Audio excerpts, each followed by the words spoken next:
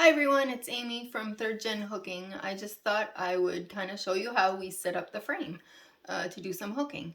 So what we do is first, like this morning I was hooking and then I realized this was done, so I have to move it up. So how you have to make it so it's taut. So the frame has these two things, which looks like it was probably nails or something that were bent, and then these little wheels, and then these rollers. So you have to roll it so that whatever you want to hook on is towards you, and then you have to kind of set the hooks there. I don't know if you can see that, so that it hooks in the little teeth there, and then you have to set the other one. Now this would not be tight enough. There's too much bounce in it.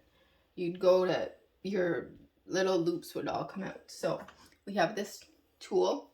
It's probably, I don't know, it's steel, it's hard. So you see there's little holes here. There's one there, so you can work from either side.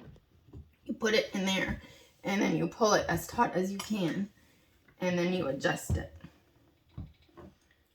And then when you look now, there's a lot less bounce. Now that's good for the tautness from this way. Now you have to do it that way. So that's why there's these little hooks here. I don't know if you can see, but there's these little hooks here, and I just have a piece of twine, and all I do is I go through the loop and I make it taut. So I put it through the burlap and I bring it over and around so that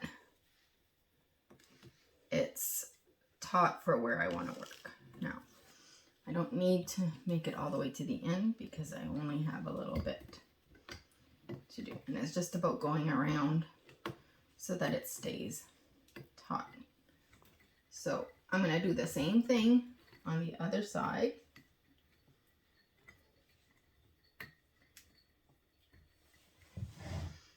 On this side. Whoops, my little loop. This is how my grandmother did it pretty much, and my mother, and now I'm doing it basically the same way with a few little adjustments as things progressed. So it's the same thing. It's just to keep it taut, so you pull it.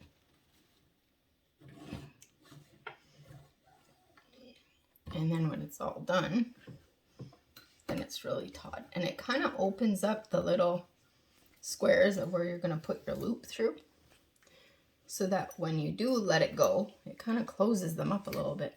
So your yarn, your wool, is kind of trapped in those little loops because you really don't want them to come apart. There. So now it is ready to roll. So notice how taut. It's quite taut. There's not too much bounce in it at all. And if you come closer, you'll see the little holes are quite open. So when you do pull the loop, and then when I do let it all go, it's gonna get a little tighter, which means the loops will stay put. And it's all those little loops that end up making a big rug. Thanks for listening. Hope you enjoyed it.